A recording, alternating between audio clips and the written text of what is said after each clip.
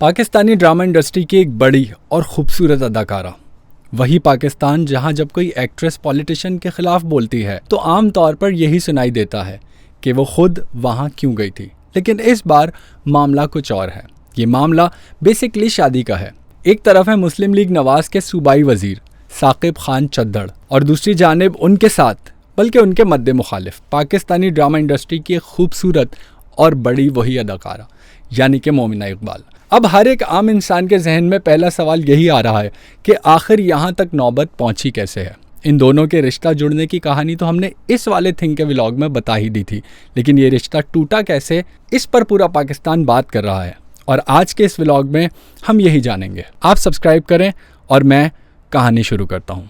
This video is sponsored by Boost. Use our code and get 10% off.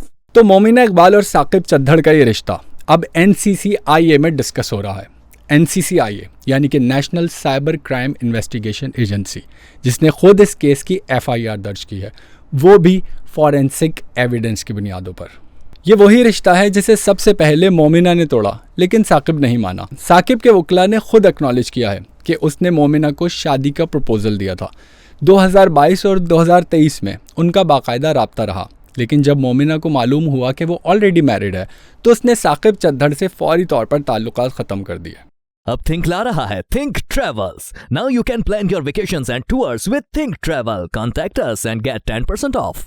Momina की बहन रिमशा इकबाल, जो कि खुद एक लॉयर हैं, वो बताती हैं कि यह साकिब की बीवी सुमेरा खान ही थी जिसने मोमिना को कॉल की और बताया कि तुम्हारा पार्टनर पहले से ही शादीशुदा है। यानी मोमिना को यह सब बाद में पता चला। लेकिन यहाँ कुछ गड़बड़ लगती है। साकिब की बीवी मोमिना को खुद कॉल करती है, एक्सप्लेन करती है और मोमिना यकीन भी कर लेती है।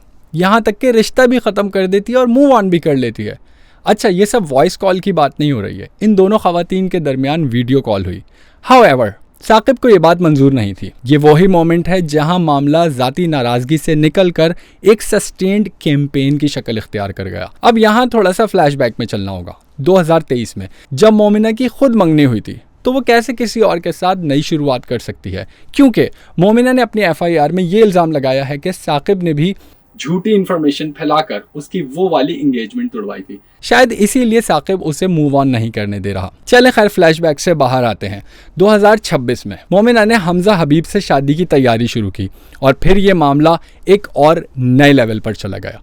मोमिना की कंप्लेंट में कहा गया है कि उसके होने वाले शौहर यानी इसी हमजा को धमकियां मिल रही हैं।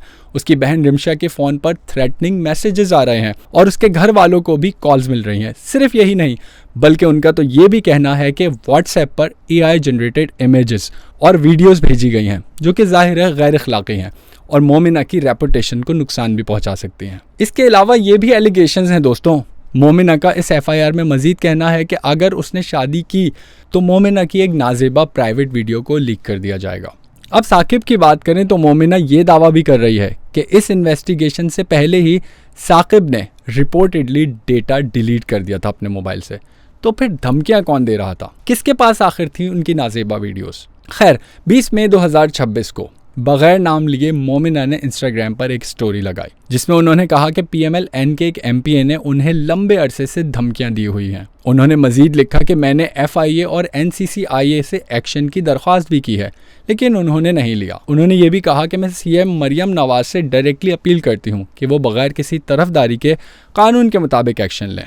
अगर सोशल मीडिया खोलकर देखें तो मोमिना की यही वाली पोस्ट आपको वायरल नजर आएगी, जिसकी वजह से ये सारा मामला PMLN की लीडरशिप तक भी पहुंच गया। इसके ठीक 3 दिन के बाद 23 मई 2026 को लाहौर के चुंग पुलिस स्टेशन में मोमिना अपने वकील को लेकर जाती है और बाकायदा एक एप्लीकेशन देती है। आखिरकार NCCIA इन दोनों को 21 मई को समन कर लेती है। इनके स्टेटमेंट्स भी रिकॉर्ड किए जाते हैं और फॉरेंसिक एनालिसिस भी होते हैं और ये केस वहाँ रजिस्टर हो जाता है। अच्छा, इसकी FIR पीका के एक्ट 3, 4, 21 और 24 के सेक्शंस के तहत दर्ज हुई थी, जिसके साथ पाकिस्तान पीनल कोड के सेक्शंस भी शामिल किए गए थे, जिसमें नाम डाले गए थे साकिब खान चद्दड़ का, सुमेरा यानी उनकी बीवी का और नोन एंड अननोन एसोसिएट्स के नाम से भी एक नाम डाला गया। अब दूसरी तरफ आते हैं दोस्तों, यानी कि टिकटॉक पर, जहां साकिब चद्दड़ कह रहे हैं कि वो पिछले 8 महीनों से मोमिना से बिल्कुल भी कांटेक्ट में नहीं है।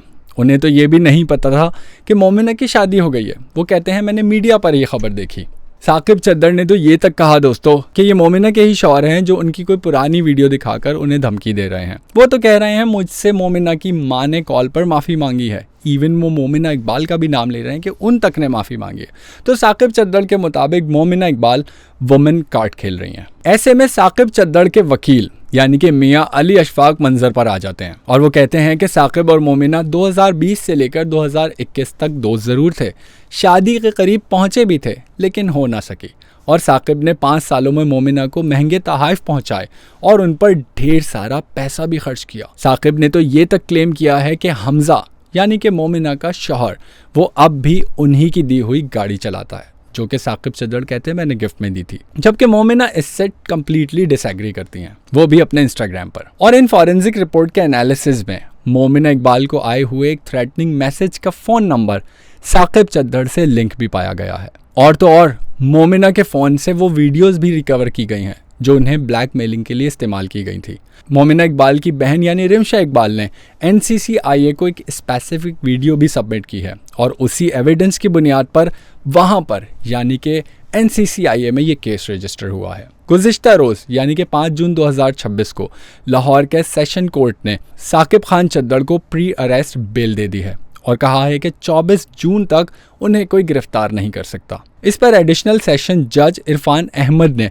NCCIA को केस रिकॉर्ड अगली हेयरिंग तक सबमिट करने का हुक्म दिया है। दोस्तों ये केस अब भी अदालत और NCCIA की कोऑर्डिनेशन के साथ चल रहा है, जिसकी अगली और इंतहाई अहम हेयरिंग 24 जून को होगी। अच्छा, इस केस में कुछ दिलचस्प लेकिन अजीब चीज़ें भी देखने को मिली हैं, जैसे कि सुमेरा खान यानी कि साकिब चद्दर की बीवी जो पहले से ही मोमिना को वार्न कर रही थी, अब वो खुद ही मोमिना के इन लॉस को कॉल्स भी कर रही है। यानी जो खातून एक वक्त में हम दोनों एक ही मर्द की ज्यादती का शिकार हैं ये कहती थी, इस बात की बुनियाद पर मोमिना से बात करती थी, वो अब इसी FIR में को अक्यूज्ड के नाम से दर्ज है। देखें दोस्तों, यहाँ पहली बात यह है कि एक आदमी का इनकार ना माना जाए तो उसे एटीट्यूड कहा जाता है, और जब एक औरत इनकार करे तो उसको सबक सिखाना समझा जाता है।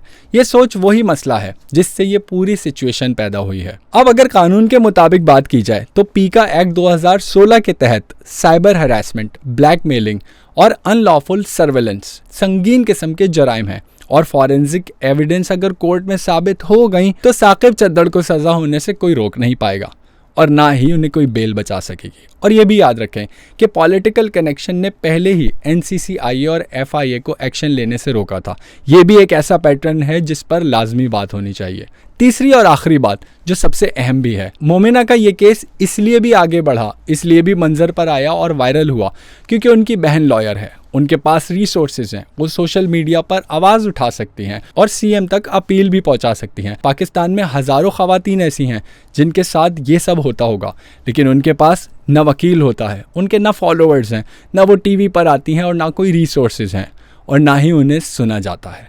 तो जिंदा वही रहता है जिसे सुना जाता है, जो खामोश रहता है तो सच की भी मौत हो जाती है। अब देखना यह है कि 24 जून को क्या होता है।